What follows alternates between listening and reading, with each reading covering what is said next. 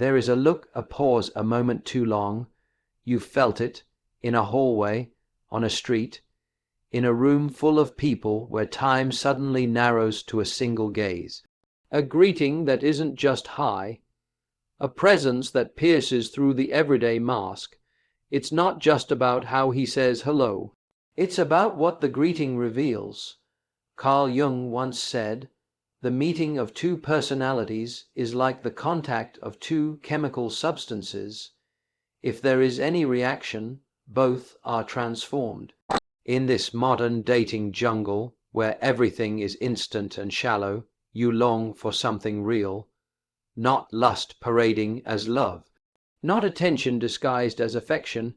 You're tired of being a highlight reel on someone's phone. You want soul. You want depth. You want to be seen, and seen truly. But what if someone's greeting could reveal everything? Because when a man is fascinated by you, not just physically, but spiritually, emotionally, he greets you like someone who's encountered a mystery. Not a conquest, not a casual scroll by, a mystery that calls out to his soul, and you can feel it. This video isn't about decoding text messages. It's about decoding the psyche, about understanding what real emotional fascination looks like in masculine behavior. Let's take Jung's flashlight and shine it deep into the modern male soul, and see what emerges in those first few seconds of hello. Long before a man says hi, he's already told you everything. His eyes are the messengers of his unconscious, and they don't lie. They betray truths his lips haven't even considered yet.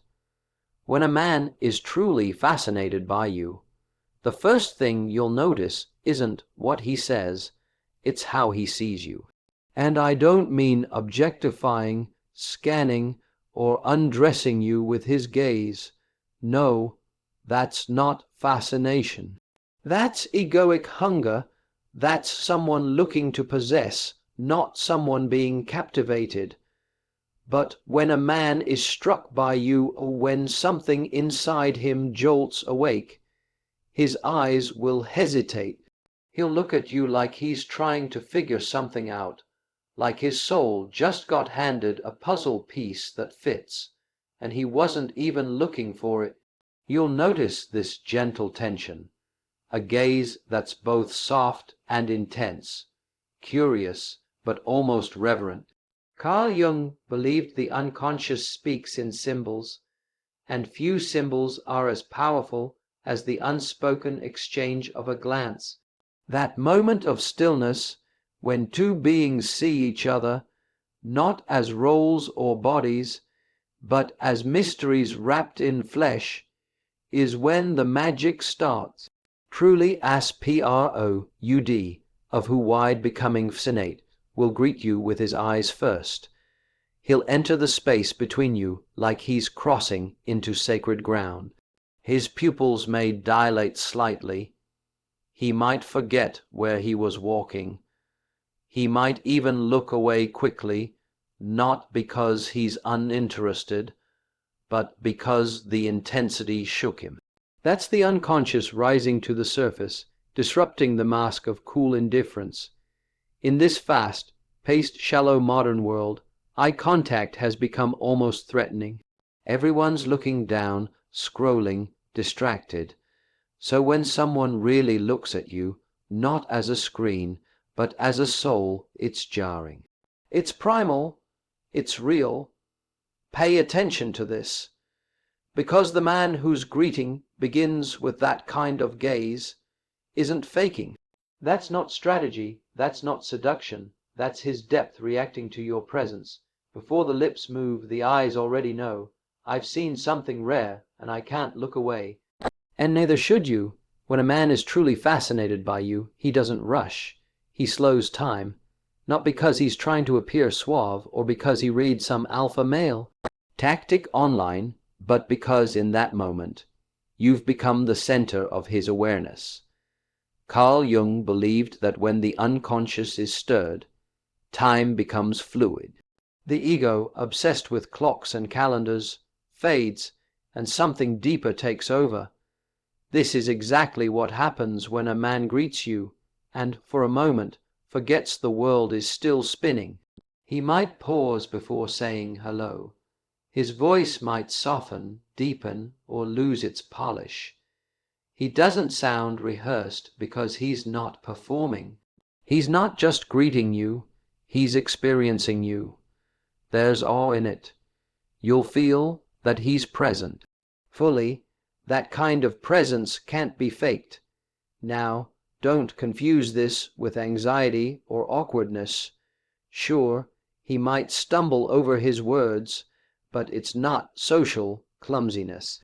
It's spiritual alertness. Something inside him is saying, pay attention, this moment matters.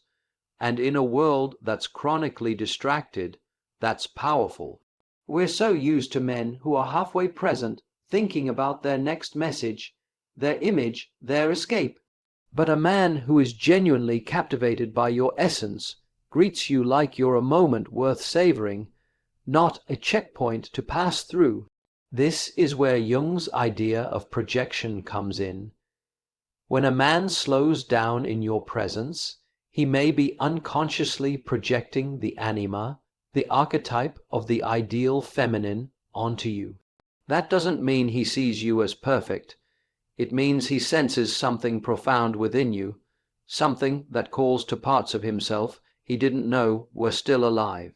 That greeting, slow, deliberate, laced with subtle intensity, isn't random, it's symbolic, it's sacred.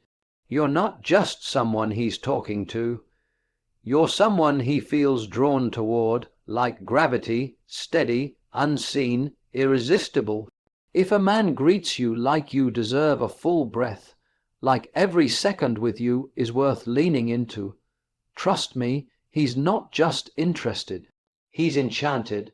A man who's merely flirting is performing. He's reading from a script, a checklist of lines, a highlight reel he's rehearsed in his mirror or mind from a podcast. He's charming, yes, but predictable. Like a magician doing the same trick he's done 100 times before. But a man who's truly fascinated by you, he forgets the script entirely. He stumbles out of autopilot. His sentences start strange and end even stranger. He loses track of what he was supposed to say, and that's how you know you've interrupted his normal. Carl Jung spoke of the numinous, those moments when something breaks through the mundane and reveals a deeper, spiritual dimension. When a man's typical dating behavior gets scrambled in your presence, it means you've touched something numinous in him. You've shaken him awake. You'll see it in how he greets you. He might start with a confident hey, but then laugh mid-sentence, unsure why. He might make a joke and instantly question it, his mind chasing the feeling, not the plan. His ego is still trying to play it cool, but the unconscious has other ideas. It's whispering, this matters, don't blow it. The result, authentic awkwardness, not the painful, cringy kind. The human kind, the beautiful kind, the kind that says, you matter more than my image right now. This man isn't trying to impress you, he's trying to connect. And sometimes connection is messy, but it's real, and real always beats perfect. In Jungian language, what you're witnessing is the breakdown of the persona, the mask we wear in public. When the mask slips, the soul speaks. If you make a man drop his usual moves, forget his cool, and just be present, even if he's fumbling, that's not a weakness. That's a signal, because in that forgotten script, there's truth. There's a moment of raw presence, and that, my friend, is the beginning of something rare. If a man greets you like he's making it up as he goes, not because he's careless, but because he's captivated, don't overlook it. He's not lost, he's awake. The body never lies. long before the mind admits it, and even before words dare to speak it, the body confesses. When a man is truly fascinated by you, his body will start doing things his ego didn't authorize. It leans in, not just physically, but energetically. There's a subtle forward pull, like gravity's chosen you and he's just trying to keep his balance. Carl Jung believed that what we repress in our consciousness emerges through the unconscious in symbols, gestures, and behaviors. And one of the clearest, most primal symbols of attraction is body orientation. Where the feet point, where the torso turns, where the chest opens, these things whisper the truth the lips don't dare speak yet. When a man greets you and his body tilts toward you, even just slightly, that's not coincidence. That's instinct.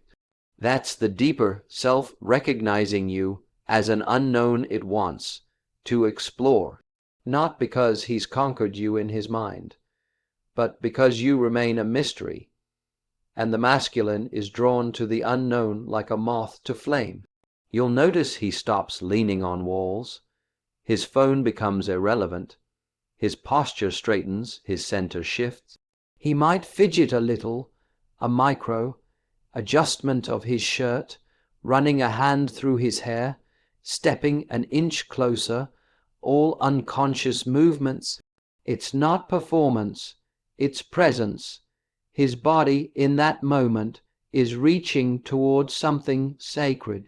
And let's be honest, most people don't lean in anymore. We lean away, distracted and afraid, avoiding eye contact, avoiding depth. So when a man physically orients his body toward you, like you're a moment worth entering fully, pay attention. This is more than flirting. This is embodied curiosity. It's not lust pretending to be charm. It's not game. It's the soul's compass, pulling him toward a center of meaning he doesn't yet understand you. And Jung taught us that what we don't understand, we often project. So yes, he may not see all of you clearly, but something in you calls him forward, and his body is listening, even if his mind hasn't caught up yet. When he leans in, not just to look at you, but to feel your presence, he's not chasing a thrill. He's chasing truth. A man's fascination isn't proven in grand declarations or dramatic gestures. It's revealed in what he remembers, and more importantly, what he chooses not to forget. Carl Jung taught us that what enters the unconscious and stirs the psyche leaves a mark. And when a man is truly drawn to a woman, not just physically, but emotionally, spiritually, her words, quirks, and stories don't just pass through him. They etch themselves into his memory. It could be the way you mentioned your favorite childhood book, or how you said your mom used to braid your hair every Sunday. Maybe it's the fact that you drink tea with honey, but only when it's raining. These are small things, yes, but to him they become sacred symbols, clues to your inner world. He won't just remember them, he'll reference them. Casually, without fanfare, as if your uniqueness has taken up quiet residence in his mind. Why? Because fascination sharpens awareness. It slows the psyche down. It says, pay attention, this person matters. And when that happens, the unconscious stops filtering. It lets more of you in, not just your face, but your essence. And that essence sticks. The world is full of men who'll say, you look great today, and then forget what color your eyes were 5 minutes later. But when a man is captivated truly, soulfully stirred, he notices what most overlook. He's not scanning your body, he's studying your presence, the way you speak, the way you pause before laughing, the softness in your voice when you talk about someone you love. This is not about obsession, it's not about keeping a mental dossier on you, it's about reverence, a quiet kind of awe. A man in Fascination walks through your words like a cathedral, and everything you share feels like stained glass, delicate, colorful, and meaningful. So if a man greets you and says something that shows he remembered, not your outfit, but your essence, take it seriously. He's not playing a role, he's holding your story. And in Jungian terms, that means something in you has entered his unconscious and left the door open. Here's a paradox that will tell you everything. A man who is fascinated by you will either seem oddly calm or suddenly nervous. And both are signs, real ones, not the he's into you fluff from pop psychology, but deep Jung level tells of what's happening in the unconscious. Let's start with the calm. If he feels unexpectedly centered when he greets you, like the chaos of the world momentarily quiets, he's not just chill. He's anchored by something he doesn't yet understand. That's fascination rooted in emotional resonance. You've struck something familiar in his psyche, even if he can't name it. Carl Jung taught that we are drawn to people who reflect parts of ourselves we've forgotten or haven't yet integrated. When a man greets you and becomes calm, it may be because you carry a piece of his inner balance. You remind him unconsciously of peace, of home, of meaning.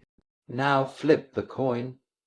If he seems nervous, hands fidgeting, voice catching, eyes darting like he's walking a high wire, that's no less profound. That's not weakness, that's psychic disruption. He's trying to keep the mask on the persona, but you've activated something inside him that the mask can't contain. You've become an event in his unconscious, not just a person but a symbol, and symbols make the soul tremble. His nervousness isn't fear of you, it's fear of what you represent. Maybe connection, maybe rejection, maybe the possibility of being seen in a way he's not ready for or desperately craves. And here's the magic. If a man is either deeply calm or deeply nervous when he greets you, and it doesn't match how he usually behaves, you are not in the realm of surface attraction anymore. You've touched the archetypal, the part of him that dreams at night and aches by day. Jung said, until you make the unconscious conscious, it will direct your life and you will call it fate. So when he seems a little too still or a little too shaken, don't dismiss it. You are not just a woman to him. You're a threshold to a version of himself he's just beginning to meet.